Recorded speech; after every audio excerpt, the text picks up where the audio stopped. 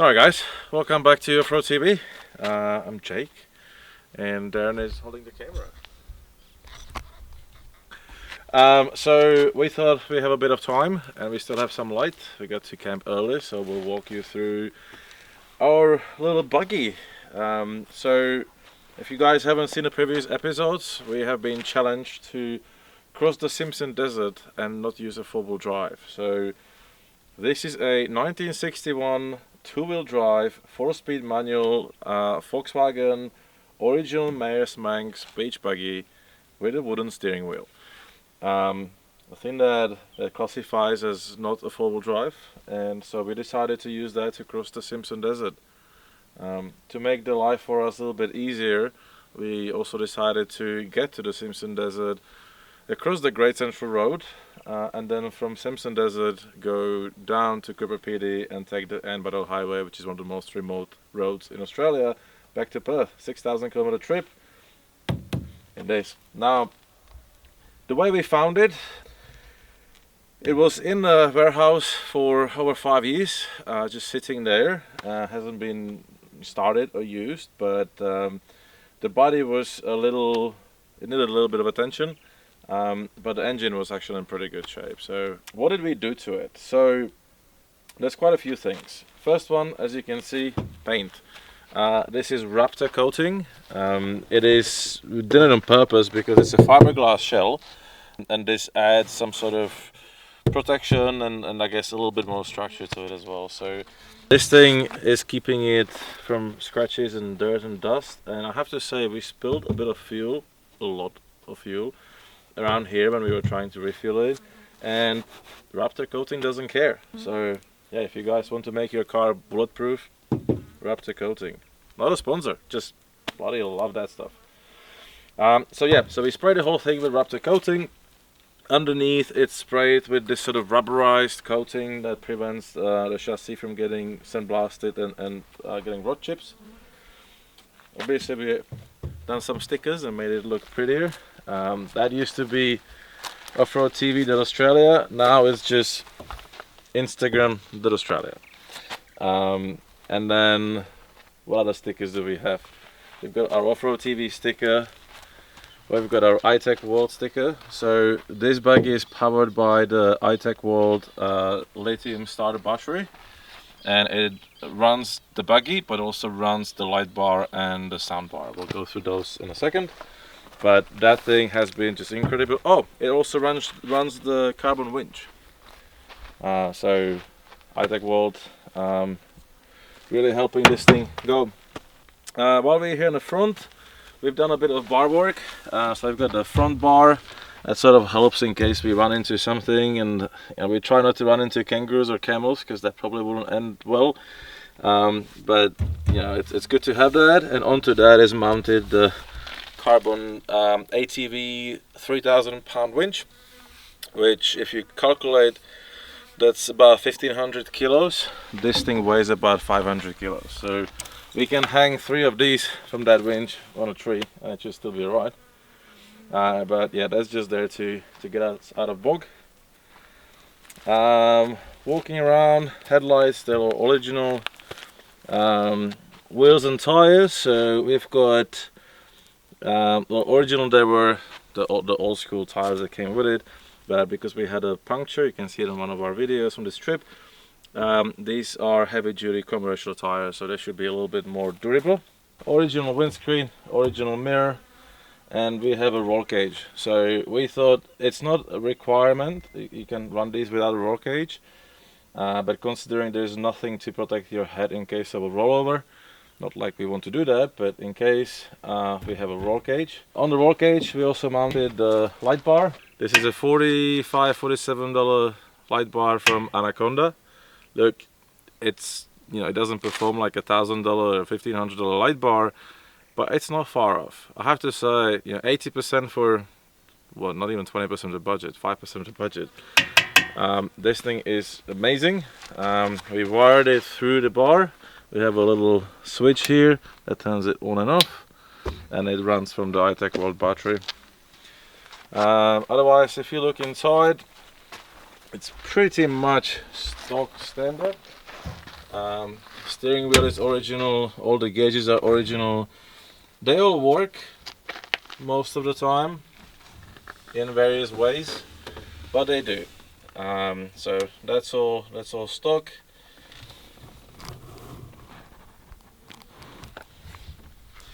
It is a 4-speed manual. That's the gears are changed with the help of a scorpion. That's actual real scorpion that's molded, or whatever it is, into the gear stick, gear knob. A few modifications that we've done. We put a little bracket here, then just we can put our radio, put a little knee brace because your knee rests against the roll cage, so it's just a little bit more comfortable. We put a cup holder. It's a cup that holds. And that's pretty much it. Yes, seats. So the seats that it came with, this is what they look like. Yes, not the most comfortable and held by duct tape. So we put some proper seats. I have to say that these are some of the most comfortable seats that I've been in. You know, we sit in this thing for 6 hours straight, and it's actually pretty comfortable. Walking around, fire extinguisher in our Magnus stubby holder. That's just so it doesn't rattle, but that's always good to have, especially in something like this. In the back, we just put a little bit of a foam liner just to protect the body, so we can chuck things like the tires or firewood or rubbish or whatever we need. And then the iTech World battery lives underneath that. Soundbar. So this is the Eco X Gear Sound Extreme 26 soundbar. This is the back of it. This is where all the LEDs are. And then this is the front of it. So it's a 500 watt soundbar, Bluetooth speaker. It is fully waterproof, dustproof, mudproof, everything proof. And we are proving that because it just lives up here. It's getting dust, sand blasted all day long. So far it's been doing a good job. It's been working. They have a thing called EcoCast, so if you have more than one of those, which we do, you can link them. So we've got another one in Darren's trailer, and so if we're at a campsite, we can park them opposite of each other, turn them both on, surround sound, 1000 watt system. Pretty cool. We just need to always send the drone up and check if there's anyone camping near us, because that would be annoying. But yeah, just make sure there's no one around, and then we can have some fun. Just above here we have a sand flag. The sand flag is supposed to be longer, but unfortunately it was too heavy, so we had to make it a bit shorter, but it still works. I've noticed today we were driving, I was following Darren was driving the buggy. I can see the dust cloud behind him, and I could actually see just above that sticking that little flag. So I could always see how far ahead of me he is. So that's that. A bit of padding on the roll cage. I think that's actually a requirement, but even if it wouldn't be, it's just common sense. Like, yeah, if you hit a bump and you hit your head on that, you want it to be a little bit dampened. And this is the business end. So this is the original 1.6 liter VW engine from the old Beetle. It is air cooled, and it has no fancy stuff. It's just what it is, but it's a work of art. It's beautiful, and it just works. It's been running for 4 days straight now, going from Perth. We are pretty much an hour and a half from Uluru. In dirt conditions, you could see what it looks like inside, and it hasn't missed a beat. And this is the only reason why I think we actually can make it all the 6,000 kilometers. We've got a bit of oil leak, but it's a 60-year-old engine. They all have a bit of an oil leak, especially the VW bugs. They're known for that. So we just keep an eye on it, monitor it every day. This is the Donaldson. This is the Donaldson air cleaner. The air cleaner that comes with the Beetle engine is not really designed for dust or dust environment.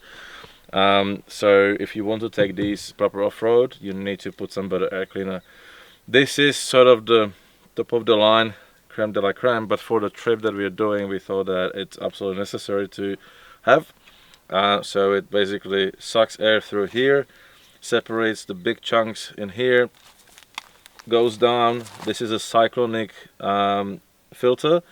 So what it does, it cyclones all the sand, and it actually comes out of here. And inside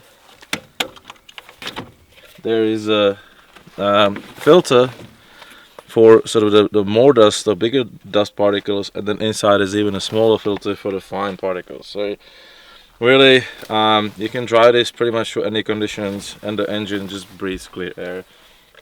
The key thing is that every day, every morning, we just clean the filter.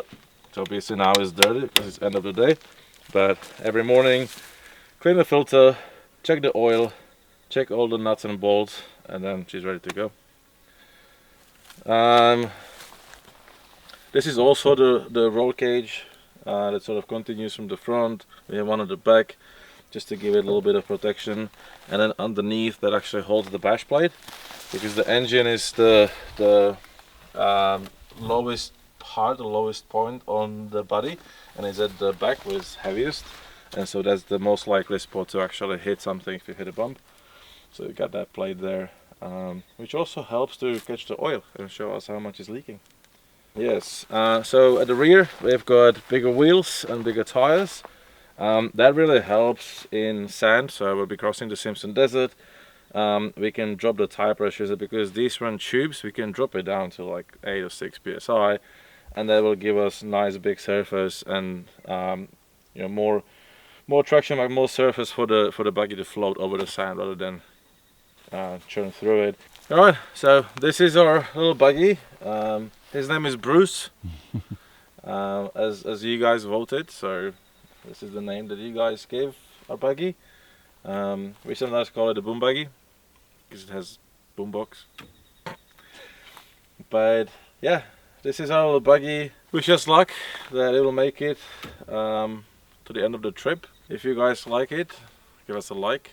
If you don't like it, give us a like. Let us know in the comments what you think. Have you ever driven one of these? Do you have one of these? I'll be keen to hear any tips and tricks. We're still new to this, but yeah, so far absolutely in love with this. I think it's just part of the family now, isn't it? It is, definitely. Alright, thanks guys for watching, and I'll see you in the next video. Cheers.